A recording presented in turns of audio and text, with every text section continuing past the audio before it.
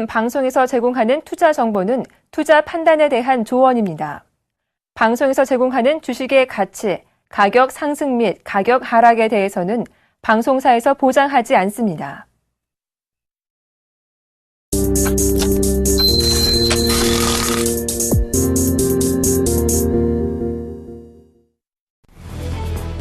뉴욕 증시는 우크라이나와 중국 성장 둔화 우려 등으로 인해 등락을 거듭한 끝에 하락했습니다. 다우지수는 0.41% 하락한 16,351.25를 기록했고 나스닥 지수는 0.63% 내린 4,307.19를 나타냈습니다. S&P 500 지수도 0.51% 하락한 1,867.63으로 마감했습니다. 우크라이나 크림자치공화국 자치의회가 러시아 합병 여부를 묻는 주민투표를 앞두고 우크라이나로부터의 독립을 결의했습니다. 유럽연합은 군사력을 증강하는 러시아를 상대로 2차 제재를 단행할 것으로 전망됩니다. 크림의회는 이날 비상회의를 열고 크림자치공화국 독립선언서를 제적의원 100명 중 78명의 찬성으로 채택했습니다. 미국의 1월 도매 재고가 전문가 예상치를 뛰어넘으며 증가세를 이어갔습니다. 미국 상무부는 1월 도매 재고가 전월 대비 0.6% 증가했다고 밝혔습니다. 이는 0.4% 증가를 예상한 시장 기대를 웃도는 것입니다. 이전치 0.3%는 물론 전문가 예상치 0.4%를 뛰어넘는 수준입니다. 유럽 주요 증시는 혼조 마감했습니다. 전날 중국과 일본의 경기지표 부진으로 주요국 증시가 급락한 상황에서 전반적인 분위기는 관망세를 이어갔습니다. 영국 증시는 0.06% 하락했고 프랑스 증시는 0.48% 내렸습니다. 반면 독일 증시는 0.46% 상승했습니다. 독일의 지난 1월 수출과 수입이 큰 폭으로 증가해 경기 회복세를 반영했습니다. 독일 연방통계청은 계절적인 요인을 반영한 1월 수출이 전월보다 2.2%, 수입은 4.1% 각각 증가했다고 발표했습니다. 수출은 지난해 12월 0.9% 감소해서 반등한 것으로 2012년 5월 이후 최대 폭의 증가율을 기록했고 수입 역시 지난해 12월 1.4% 감소해서 급반등했습니다. OECD가 경제전망 보고서에서 유럽과 일본 경제의 추가 양적 완화 필요성을 언급했습니다.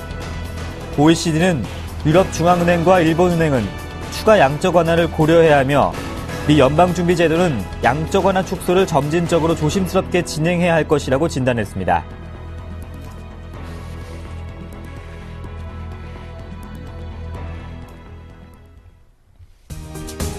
안녕하세요. 굿모닝 대박예감의 황동석입니다. 뉴욕 증시는 강보합으로 출발을 했지만 우크라이나 사태와 또 중국 성장 둔화 우려 속에 하락세로 마감을 했습니다. 이날 발표된 미국의 1월 기업 재고는 시장의 예상보다 큰 폭으로 증가했지만 도매 판매가 하락세를 보이면서 시장에는 호재로 작용하지 못했습니다.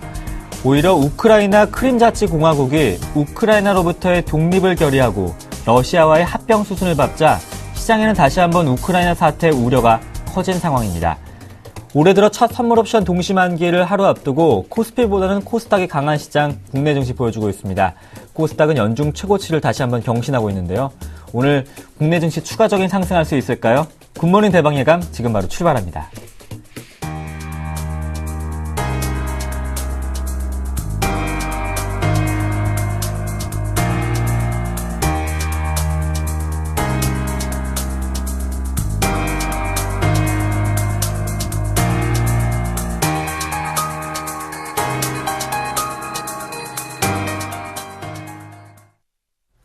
중국인민은행이 5개의 민간은행 설립 인가를 허용키로 했습니다.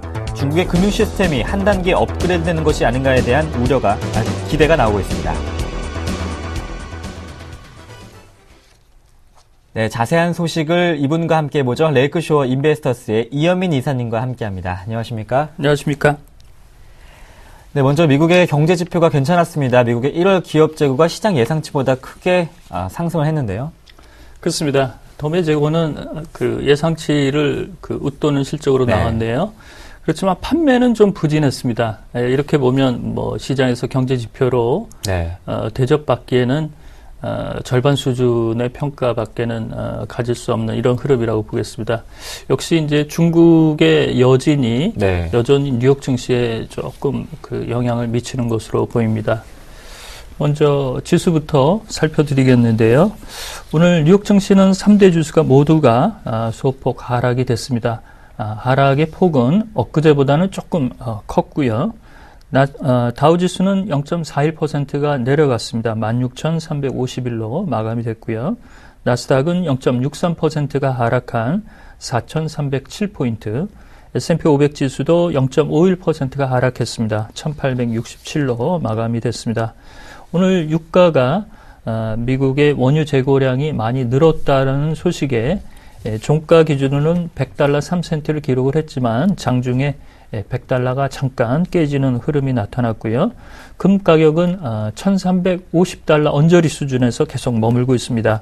온스당 1,346달러 70센트로 어제 시장에서는 0.4%가 올랐습니다.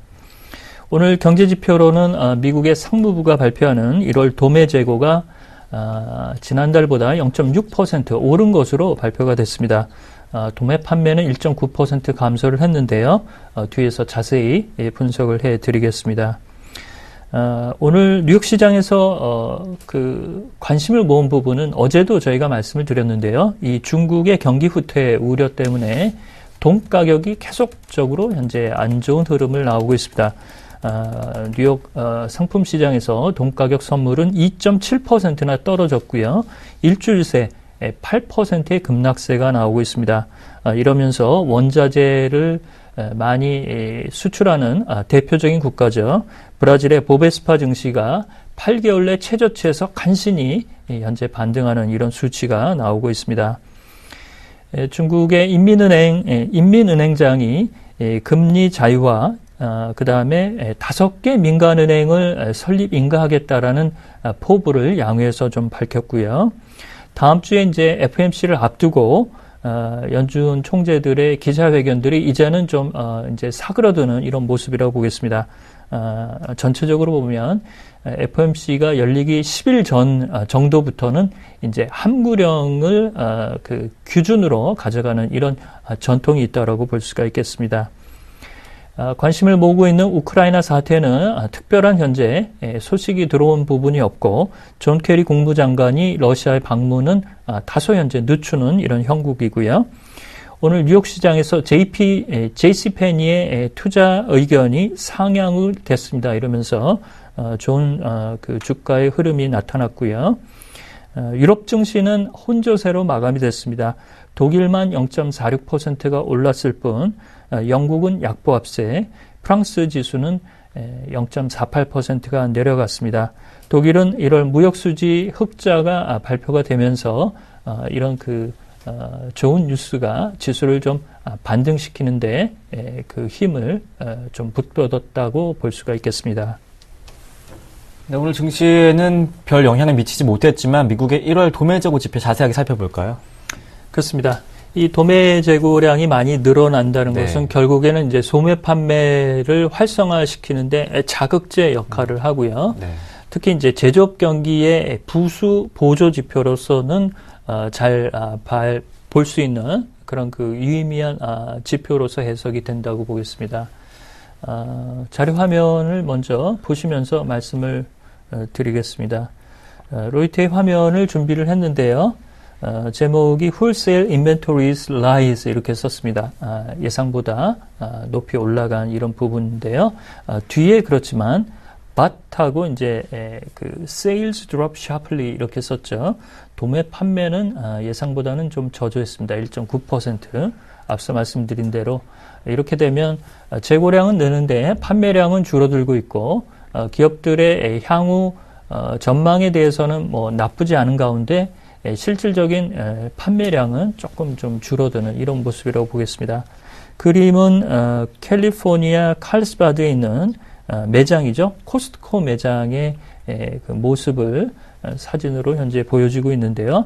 이렇게 도매 판매점의 판매 신장이 1월에 저조했다는 부분은 이것도 일부는 날씨 탓에 많은 사람들이 매장을 방문하지 못했다. 이렇게 좀 치부를 할 수도 있겠습니다만 낙폭이 좀 컸다는 점을 들 수가 있겠습니다. 밑에 보시면 여러 수치들이 현재 열거가 되고 있는데요. 여기서 보면 그 비내구재 주문 중에 유류나 제지 제품은 3.2%가 떨어졌다. 이런 부분이 현재 나오고 있습니다. 전반적으로 그 재고량의 큰 변동은 현재 없는 수치로 일단 판별을 할 수가 있겠고요. 이렇게 되면 1월 판매 부진에도 불구하고 기업들은 재고량을 크게 줄이지 않았다. 이런 부분에 다소 위안을 삼겠습니다. 네, 중국의 인민은행이 5개의 민간은행 인가 방침을 발표했습니다. 금리 자유화 또 일정도 발표했더라고요. 그렇습니다. 금리는 이제 묶어두고 있죠. 예금금리 상한은 3%, 최저 요구불 예금 금리는 0.35로 묶어두고 있습니다. 네. 이것이 이제 준칙으로 가져가서 창구 지도를 해서 이런 부분을 그대로 은행들이 지키고 있는데요. 이런 내용들을 조금 풀어주겠다라고 얘기가 나왔습니다. 양회에서 이런 내용들이 나온 점 긍정적이라고 볼 수가 있겠고요. 앞서 저희 그 이슈 그 제목에서도 봤듯이 중국의 금융 시스템이 이제는 개방과 개혁 쪽으로 한 단계 조금 더 올라섰다라고 볼 수도 있겠습니다. 자료 화면은 마켓워치의 화면입니다. 제목을 보셔도 Throw rate to the market soon. 시장의 금리에 적용하는 부분에 그 적응하는 이런 흐름을 가져가고 있다라고 얘기를 했는데요. 여기 뒤에 Big thanks to the internet 이렇게 썼습니다. 이 인터넷 그 여러 투자 신탁 상품이 높게는 7% 가량의 수익률을 그 제시하는 상품들이 많이 나오면서 금리 자유화 일정의 자극제가 된 것으로 보인다 이렇게 썼습니다. 이 자료 화면은 시중은행에서 창구 텔러가 현재 위안화를 그 세는 모습이 나오고 있는 이런 흐름입니다. 전반적으로 보면 앞서 말씀드린 대로 금리의 자유화 일정은 약 2년 정도로 현재 추산을 하고 있고요.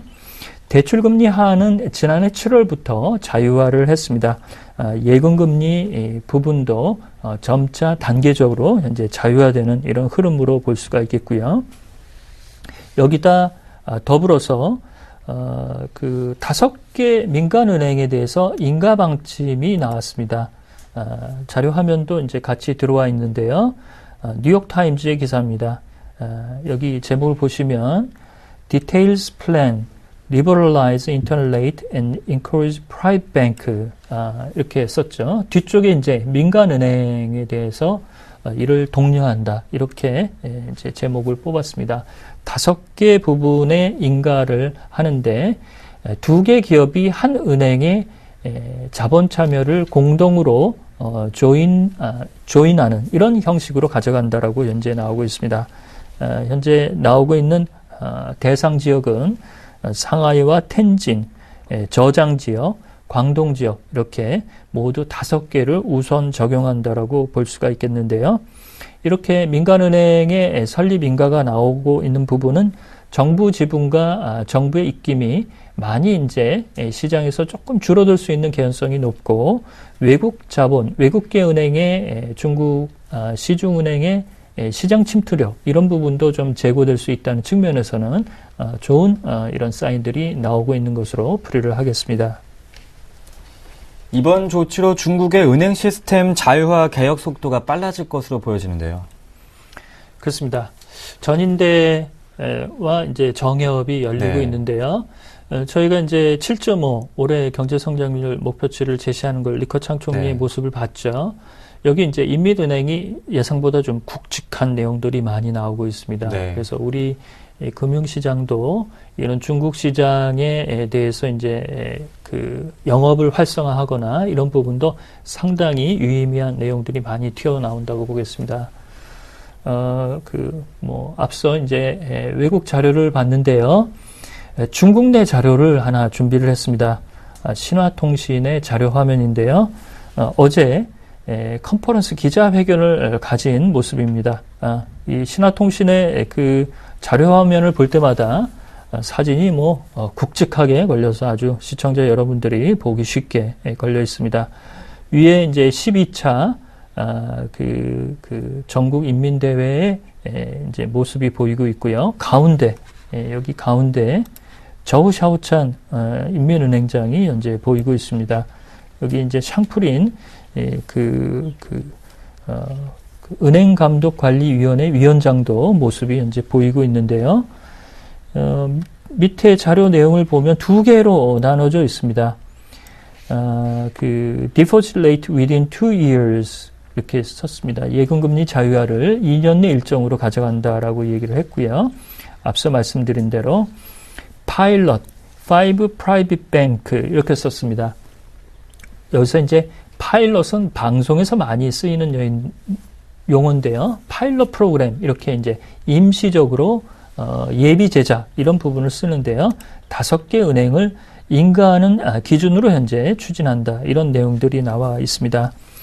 여기 이제 한 가지 더 덧붙일 내용은 현재 위안화 1일 환율 변동폭이 플러스 마이너스 1% 기준을 가져가고 있는데요. 이것도 1.5 내지 2% 정도로 아직 공식 발표는 없지만 이렇게 이제 변환의 폭을 높여줄 것으로 보입니다. 이렇게 보면 최근에 위안화가 다소 2월 말 정도에 조금 약세 기조가 있었는데요. 2월에 중국의 수출이 18.1%라 줄어들면서 위안화 약세가 인민은행이 시장에 개입한 것이 아니냐라고 의문이 많이 들었습니다만 인민은행은 지속적으로 시장의 자율 변동에 현재 맡기고 있다라고 얘기를 하고 있습니다. 앞서 말씀을 드렸지만 올해 경제 성장률 7.5 제시와 더불어서 인민은행의 굵직한 시장 개혁과 개방 조치 이런 부분은 매우 평가할 요소라고 판단을 하겠습니다. ECB가 유로존 은행을 스트레스 테스트를 실시해서 부진한 은행들은 퇴출할 수도 있다는 소식을 밝혔던데요. 그렇습니다. 제가 이제 아침에 출근하면서 네. 다른 채널들을 이렇게 모니터링을 좀 하는데요. 예. 이 내용을 거의 얘기를 많이 안 하더라고요. 근데 유럽에서는 굉장히 굵직한 내용이라고 볼 수가 있겠습니다. 결국에는 여기서 부실은행은 속단해서 우량은행에 흡수합병을 시키거나 네. 시장에서 퇴출하겠다라는 내용인데요. 1년의 그 계획을 가지고 가져가는 부분이라 상당히 오래 굵직한 내용이라고 보겠습니다. 시청자 여러분들의 이해를 돕기 위해서 자료 화면을 준비를 했습니다. 오랜만에 파이낸셜 타임스의 내용을 준비를 했는데요. 제목이 여기 나와 있죠. Prove 3 trillion .7 euros of Eurozone Bank Asset 이렇게 썼습니다. 3조 7천억 유로의 유로존 전체 은행권의 자산을 실사하겠다라고 이제 제목을 뽑았고요. 전체적으로 보면 약 128개 은행 유로존이 여기에 이제 해당이 되고요. 은행 자산의 58% 여기 나와 있습니다. 리스크 아셋 자산의 리스크에 노출된 은행이 투자하고 있는 자산 내용 중 58%가 여기에 이제 해당이 된다라고 여기 써 있습니다. 여기에는 이제 AQR이라는 ECB가 가져가고 있는 잣대를 들이밀 것으로 현재 예상을 하고 있는데요. 이러면서 오늘 이탈리아의 시중은행인 유니크레딧이 분기 실적을 발표를 했는데요. 미리 ECB의 이러한 실사를 대비를 해서 일부 부실은행 자산을 매각을 했습니다. 여기 보시면 contribute to 14 billion loss, 그러니까 14억 유로를 상각한 분기 실적을 발표를 했는데요. 미리 털어내는 이런 작업을 한다라고 볼 수가 있겠습니다. 여기 보시면 페데리코 지오니 유니크레딧의 CEO는 이런 ECB의 현재 스트레스 테스트를 무난히 통과할 수 있을 것으로 본다. 필요한 조치는 추가적으로 요구가 되면 상각이라든지 그 다음에 자본의 확충 이런 부분에 노력을 하겠다라고 얘기를 했습니다. 마지막 화면은 유로피안 센트럴 뱅크 유럽 중앙은행의 홈페이지 내용입니다. 여기 보시면 오늘 이제 프레스 릴리즈로 발표된 내용인데요. 밑에 보시면 규준이 나와 있습니다. 여기 보시면 앞서 말씀드린 대로 AQR 기준에 의해서 여러 가지 항목별로 이렇게 나와 있는데요. 어떤 부분을 샘플링 할 것인가 이런 부분에 대해서 디테일하게 기준점이 현재 나와 있는 상태입니다. 이렇게 보시면 전반적으로 부실은행을 속아내는 이런 그 흐름들은 강도 높게 예정대로 진행된다라고 볼 수가 있겠고요. 실사 결과는 10월에 공개가 됩니다. 이런 부분에서 탈락하는 일부 재정불량 국가의 은행들이 1차 타격이 좀 있을 것으로 보이는데요. 이래저래 유로존의 은행들은 바빠지게 생겼습니다. 유로존 부실 은행들은 올해 하반기쯤 연말쯤에 확인할 수 있겠네요. 자세한 글로벌 소식 챙겨봤습니다. 레이크쇼 인베스터스의 이현민 이사님과 함께했습니다. 고맙습니다.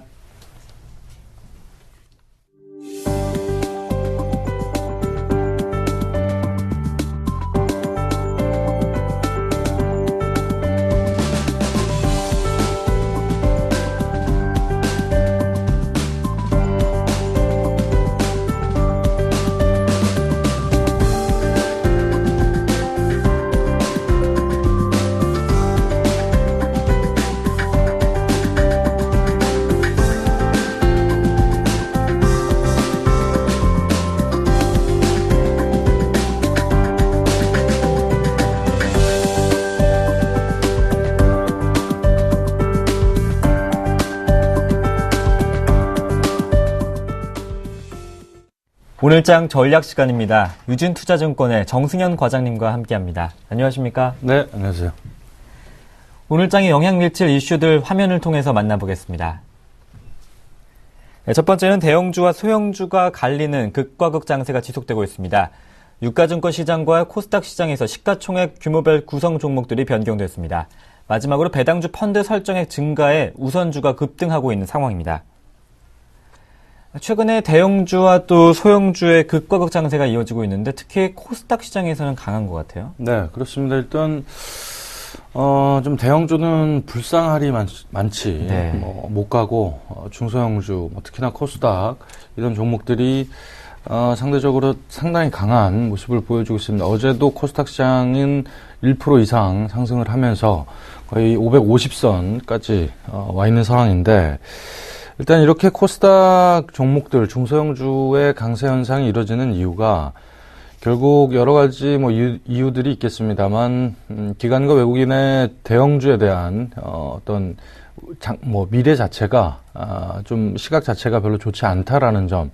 올해 사실 어떻게 보면 삼성전자도 그렇고, 그리고 자동차주들도 그렇고, 여러 가지 대형 수출주들 이런 종목들이 실적의 어떤 그 전망 자체가 작년보다 훨씬 좋지 않은 그런 영향들이 메이저들이 대형주를 사기에는 좀 부담스러운 국면이 있지 않나라고 보여지고, 현재 지수 자체도 1960 그렇게 높지도 않고 낮지도 않은 그런 지수인데, 사실 또 2000이 넘어가면 그 매물 압박들이 상당히 존재하기 때문에 외국인들이 베팅을 해서 2000, 2200, 2300 이까지 넘어서기에는 좀 부담이 되지 않나라는 점으로 봤을 때 그런 어떤 수급들이 중소형주, 코스닥 종목들에 쏠리고 있지 않나라고 판단이 되고, 이렇게 그 성장성이 있는 신고가를 내는 종목들이 대체적으로 해당이 되겠습니다만, 실적의 전망치가 개선이 되고 그리고 성장 스토리가 갖춰진 그런 종목들에 대해서 기관과 외국인들이 좀 지금 현재까지는 실적과 성장 스토리로 샀다 그러면 이제는 샀던 종목들을 끝까지 한번 가보자, 어디까지 가나 이런 식으로 이제는 이제 베팅을 하고 있는 그런 추세가 아닌가라고 보여지고, 그런 논리로 인해서 결국 수급에 의해서 시장의 논리가 중소형주와 대형주의 이런 극극 장세가 이루어지고 있지 않나라고 판단이 됩니다. 네, 이번엔 두 번째 이슈죠. 시가총액 규모별로 종목들이 변경이 됐더라고요. 네.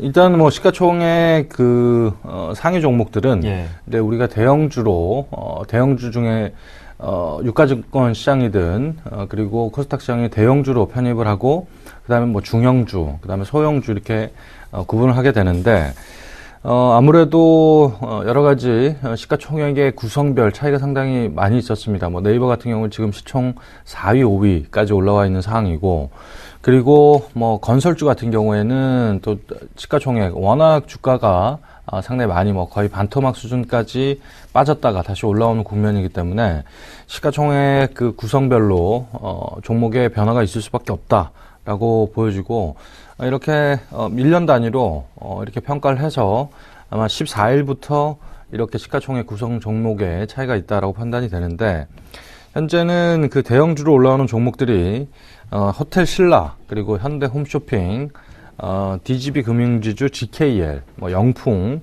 그리고 유한양행, 한국 타이어월드, 현대 로템, 이렇게 8종목이 대형주로 올라오고, 이 종목들이 올라오는데 반해서 다른 종목들은 또 중형주로 내려가는 그런 변화가 있다라고 말씀을 드리겠습니다. 네. 올해 들어서 우선주가 참 많이 올랐더라고요. 배당주 펀드 설정액 증가 소식도 함께 있네요. 네. 일단 최근에 사실 뭐 펀드들 네.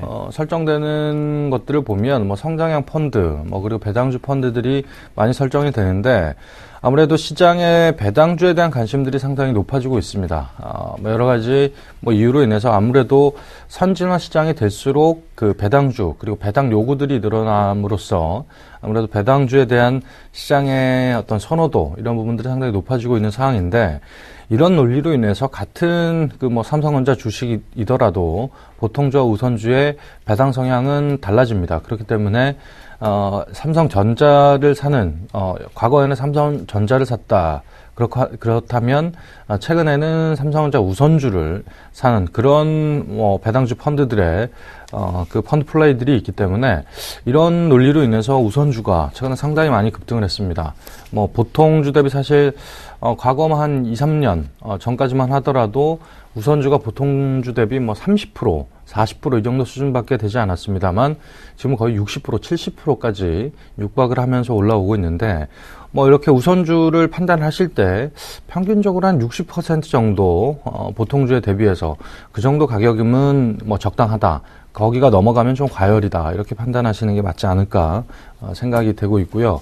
그리고 이런 배당 증가 압력이 높은 뭐 유틸리티라든지, 그리고 제약, 은행, 보험, 뭐 이런 종목들에 있어서 배당 성향이 좀 높고 아직까지 좀 덜 오른 우선주, 뭐 이런 종목들에 좀 더 관심을 가질 필요가 있는 그런 시점이다라고 말씀을 드리겠습니다.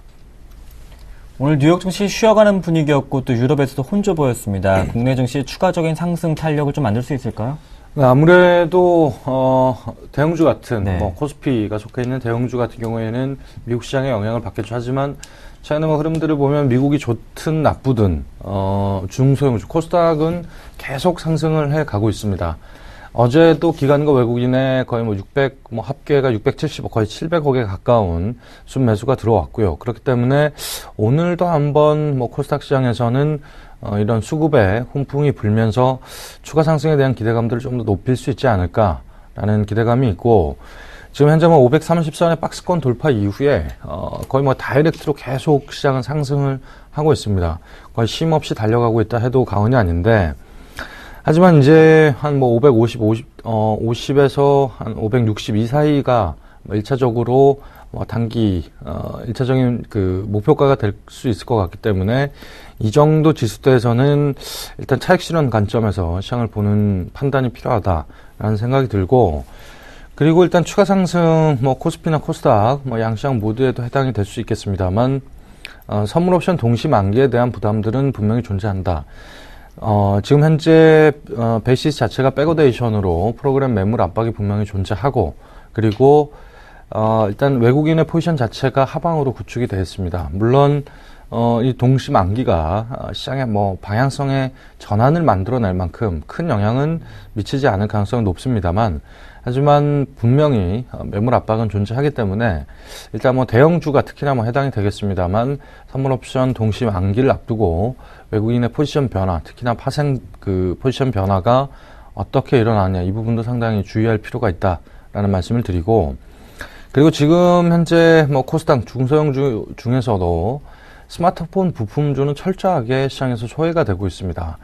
이렇게 사실 밸류에이션이 어제 실적 발표가 나왔던 파트론 같은 경우에도 거의 1,300억이 넘는 시가총액을 발표했음에도 지금 시가총액은 1조가 안 되는 정도 수준, 퍼가 한 5 정도밖에 안 되는 수준까지 내려와 있는 상황입니다. 이렇게 좀 과도할 만큼 소외받고 있는 그 스마트폰 부품주, 이제는 아마 모바일 게임주, 바이오, 헬스케어 이런 종목들에 대해서 사다가 지친 외국인들, 아무래도 이제 밸류에이션이 되는 이런 종목들로 회귀가 될 수 있다라는 시장 분위기가 조성이 될 수 있기 때문에 그런 부분들 감안한다면 아직까지 오르지 못한 스마트폰 부품주에 대해서는 한번 관심을 가질 필요가 있다라고 말씀을 드릴 수 있겠습니다.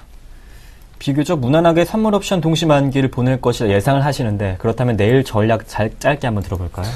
일단 선물 옵션 동시 만기는 외국인의 포지션 하방으로 구축이 되어 있습니다. 그렇고 일단 베이시스가 백어데이션, 하지만 롤오버는 적절하게 잘 진행이 되고 있다라는 점을 감안한다면, 일단 보통 우리가 내마녀의 날이라고 하죠, 동시 만기를.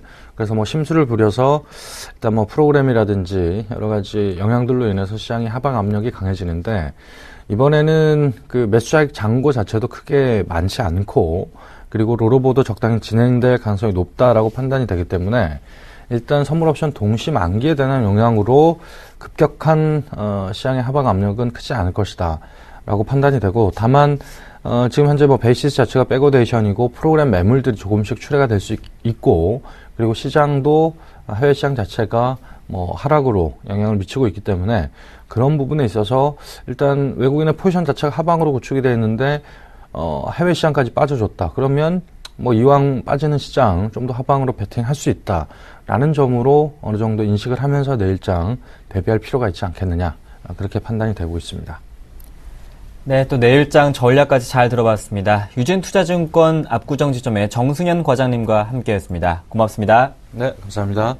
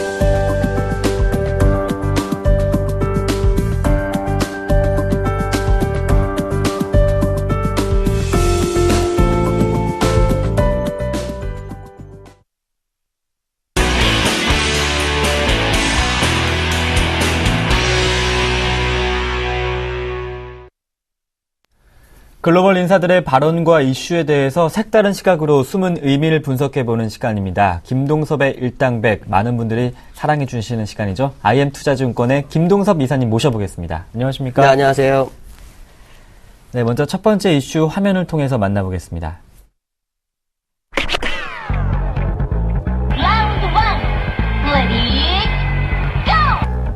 미국 주식시장이 최근 5년간 줄곧 조정 없는 강세장을 이어오면서 주가 버블 가능성에 대한 우려가 커지고 있습니다. 아직 버블은 오지 않았다. 이것이 김동섭 이사님의 줄곧 이어오는 의견이잖아요. 제가 볼 때는 미국이 버블이라고 보기엔 좀 이른 감이 있는데, 네. 시장에서는 이제 여러 가지 통계를 좀 제시하는 것 같습니다. 지난번에는 이런 통계가 있었죠.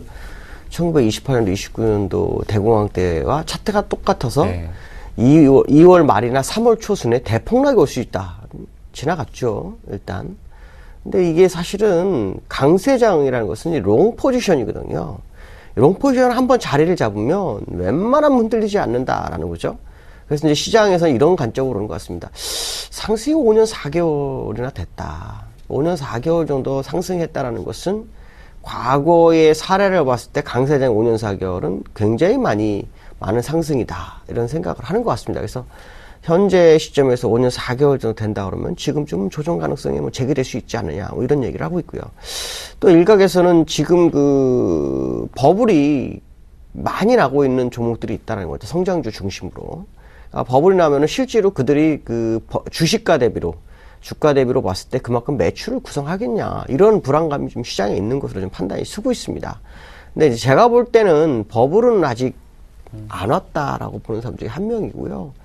적어도 여기서 한 20% 이상의 상승이 있어야만이 버블이 끝이 날 것이다 라는 생각을 좀 하고 있습니다. 왜냐하면 이 금리 인상 시점이 되면 주가가 일단 빠집니다. 빠졌다가 다시 이제 그러니까 경기가 회복이 때문에 금리 인상한다라는 식으로 분위기가 바뀌면서 다시 오르는데 시장 일각에서는 금리 인상을 되면은 적어도 20%에서 25% 정도의 폭락을 예상하거든요. 그럼 지금 만약에 금리 인상 시점이냐? 아니죠. 지금 금리 인상은 2015년도 이후로 지금 보고 있죠. 그렇다면은 아직까지는 금리 인상이 오지 않기 때문에 폭락은 없을 수 있는 부분이 있다라는 것을 하나 생각해야 될 것 같고요. 두 번째로는 금리 인상이 되면서 25%가 폭락한다. 만약에 지금 시점에서 폭락한다 그러면 지수는 14,000대가 깨질 수도 있죠. 적어도 한 3,200포인트, 4,000포인트를 빼야 되니까. 그럼 2007년도의 그 지수 대비로 봐도 이거는 맞지가 않는다. 그 당시에도 14,198이었으니까 여러 가지로 본다면 정확한 그런 상황이 아니다라고 보여주고 있고요. 이 버블이라는 것은 주가가 많이 올라가서 버블이죠. 근데 사실은 이게 버블의 공통점이 있습니다. 누구나 일반인도 시장에 달려들어서 누구나 돈을 벌고 있다라는 그 생각이 들어서 시장에만 들어가기만 하면 돈을 번다라는 그런 생각이 드는 투자가들이 많을 때 그때가 버블인데 지금은 그 버블이 아니다라고 판단하고 있죠. 그렇기 때문에 아직까지는 좀 어렵다. 특히 우리나라도 마찬가지고 중국도 아직 뭐 뒤쳐져 있죠. 물론 일본 같은 경우는 작년에 뭐 좀 올라서 이익을 난 사람들이 있겠지만 실제로 전 세계적으로 본다면 아직도 저평가된 종목들이나 저평가된 나라들이 굉장히 많다. 그렇다면 지금은 버블이라고 보기에는 좀 너무 과한 표현이 아니겠냐라고 보여주고 있고요. 저는 이제 기술적으로 본다 그러면 지금 이 자리에서 약 73개월 정도. 그러니까 예전에 이 지점에서 파동이 73개월에서 마무리를 지었거든요. 이 상승과 하락을. 물론 지금 60개월 이제 올라갔습니다. 그러니까 13개월 내려올지, 13개월 더 갔다 빠질지, 그건 모르죠. 그래서 제가 볼 때는 13개월이 남아있다라고 판단을 하고 있습니다. 그래서, 이 이후의 방향성은 지켜봐야 되겠지만, 아직 버블이 형성되기에는 좀 이른 시점이 있다라고 보여주고 있고요. 실제로, 이걸 파동을 해서 했을 때요, 이 지점에서 이 지점까지가 파동이 약 6,400포인트입니다. 다시 눌렸던 지점에서 1파 상승파만큼 줘도 16,800이고요. 보통 그 버블이라고 한 1.5배는 줘야죠. 1.5배 정도 준다 그러면은 18,000대 후반에서 19,000대 중반 사이가 될 확률이 높기 때문에 물론 그건 지금 계산을 하면 안 됩니다. 그때 가서 시장 상황을 봐야 되기 때문에 그 정도 선까지는 가야만이 버블이 완성되는 구간이고 그 시점에서 주가는 폭락이 와도 아마 그 시점이 아니겠느냐를 생각을 해봐야 될 것 같습니다. 네, 여러 통계가 있지만 뉴욕 증시 현재 김동석 이사님 의견으로는 버블이 아니고 한 지금보다 20% 상승은 있어야지 버블이 끝날 것이다 이렇게 말씀을 해주시네요. 계속해서 두 번째 이슈 확인해 보겠습니다.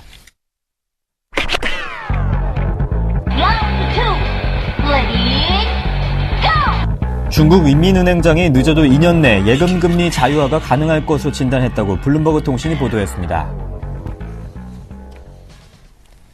예금금리 자유화가 2년 내에 실행이 된다면 중국의 금융시장에 어떤 변화가 있을까요?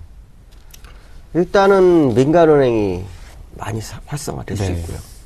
자본시장이 개방이 되는 상황이 발생하기 때문에 민간은행들은 이제 이 대출금리와 예금금리 차를 이용해서 투자를 많이 늘릴 수 있죠.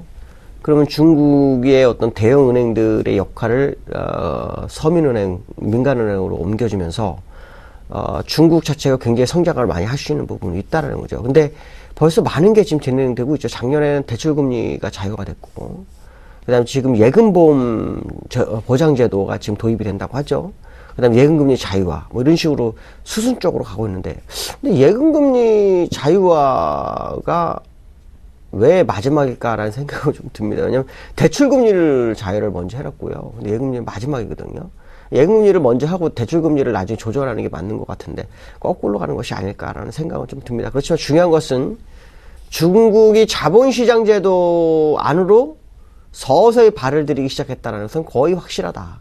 그것이 이제 1, 2년 내라는 얘기가 나오고 있는데 그렇다면 결국 그 자본시장이 개방된다는 것은 그 외국인 투자자들이 중국으로 많이 밀려 들어갈 확률이 굉장히 높다라는 거고, 그 얘기는 중국이 지금 인민은행에서 푸는 유동성이 아닌 외국인들의 어떤 유동성에 의한 시장이 연출될 수 있다라는 생각을 한다면 중국 시장이 지금 얼마나 저평가됐을까라는 생각을 한번 해봐야 될 것이다라고 말씀드릴 수 있고요. 그 얘기는 중국이 과거의 영광을 위해서 한번 갈 수 있는 모멘텀을 만들 수 있다라는 생각을 해봐야 될 것 같습니다. 문제는 그렇게 아무리 개방하더라도 성장이 둔화되면은 그건 소용없거든요. 예, 성장 둔화를 어떻게 커버할 것인지, 그게 굉장히 지금 제가 보는 관건입니다. 지금 아시겠지만 중국이 요번에 그 2월 달에 그 무역 수지 적자가 났습니다. 물론 천조월 때문에 났죠. 그러다 보니까 어떤 현상이 났냐면 원자재 가격이 폭락을 해버렸습니다. 구리가 8%가 빠졌죠. 3일 만에. 그러면 이게 지금 중국 경기 둔화를 굉장히 우려하고 있다라는 시각으로 시장에 다가오고 있다는 거죠. 이런 부분을 감안한다 한다면 중국 성장이 이루어지지 않는 자본시장은 별로 의미가 없다. 결국 중국 성장에 맞는, 그러니까 이런 어떤 그 부양책 비스무리한 금리 자유화라든가 뭐 자본시장을 해서 뭐 유동성을 공급할 수 있는 방법을 찾는 모습으로 보아서는 중국도 조만간 경기 부양책 하나 나올 수 있는 부분이 있지 않겠느냐는 생각을 한번 해봐야 될 것 같고, 거기에 일환으로 일단 위안화가 먼저 약세 쪽의 움직임이 시작했다라는 거 한번 판단을 해봐야 되지 않겠느냐라는 부분을 생각해봐야 되겠다라고 말씀드릴 수 있을 것 같습니다. 네, 중국의 자본시장이 개방이 되면 이제 외국인 투자자들이 관심을 갖게 될 것이고, 그렇다면 지금의 저평가된 중국 시장 다시 한번 부각될 수 있는 기회가 될 것이다. 하지만 중국 시장의 성장 둔화를 어떻게 막을 것인지가 관건이 되겠네요. 계속해서 마지막 라운드가 이어집니다.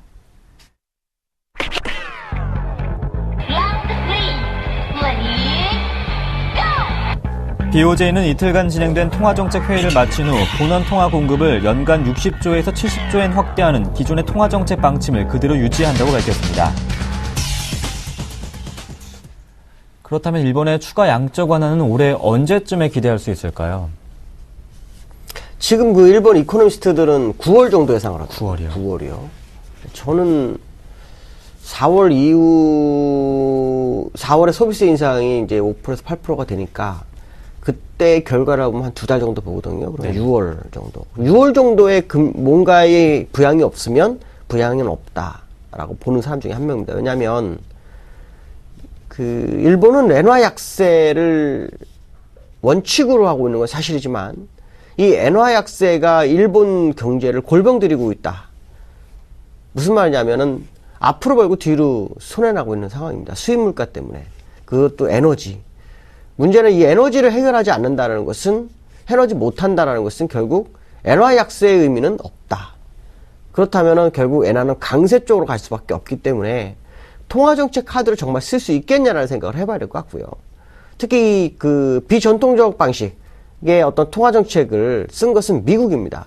미국 연준 내 의원들 사이에서도 이것은 더 이상 시장에 도움이 안 된다라고 지금 결론을 내려서 테이퍼링을 어떻게 하고 있는 과정이거든요. 그렇다면 일본 입장에서도 굉장히 부담이 되는 정책이 될 수 있기 때문에 9월 달쯤에 만약에 미국에서 테이퍼링의 80% 70%를 끝내놓은 상태가 된다면 일본이 거기서 후속타로 경기 부양을 하겠냐는 거죠. 못한다라는 겁니다. 그러니까 제가 볼 때는 이번 4월 소비세 인상이 있은 후에 한두 달 사이에 결과를 보고 할 수는 있겠죠. 그렇지만 9월 10월에 가가지고는 경기 부양은 못합니다. 왜냐하면 비전통 방식이 미국에서는 끝나버리는 과정으로 가기 때문에 일본이 모험을 할 확률은 없다라고 판단한다면 결국에 와서는 지금의 어떤 양적 완화, 추가적인 양적 완화 시기를 논의하는 것 자체가 좀 이해할 수 없는 것이다라고 판단이 쓰고 있고요. 일본은 아마도 저는 뭐 이것이 맞을지 틀릴지는 이걸 방송 보신 분이 판단을 하셔야겠죠.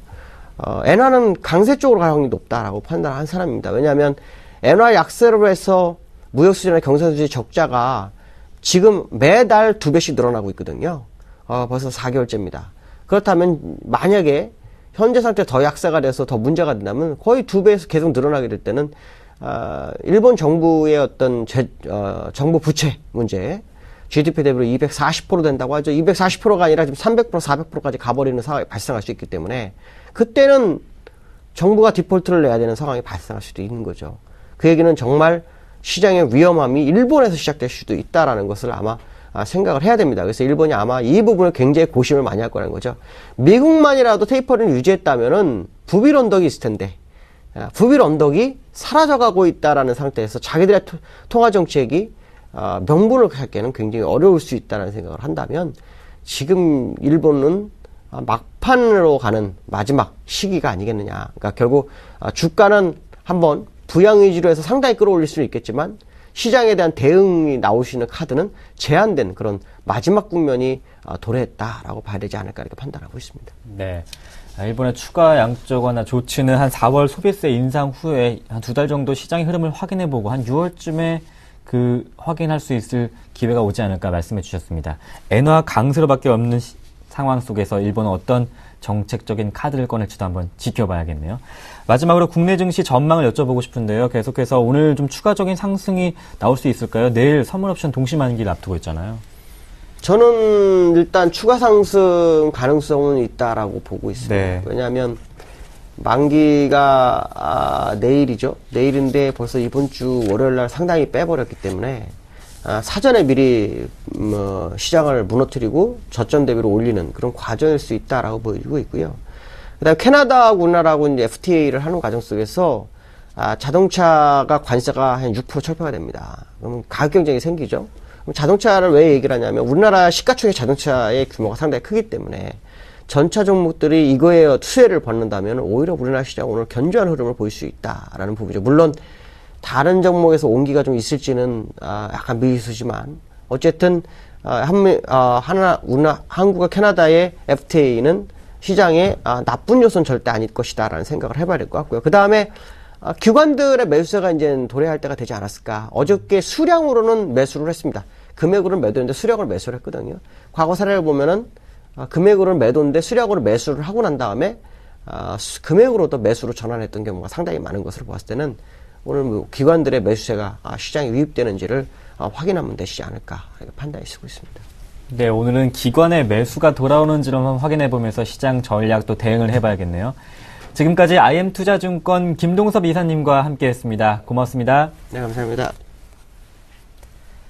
3월 12일 굿모닝 대박 예감이었습니다. 시청해주신 여러분 고맙습니다.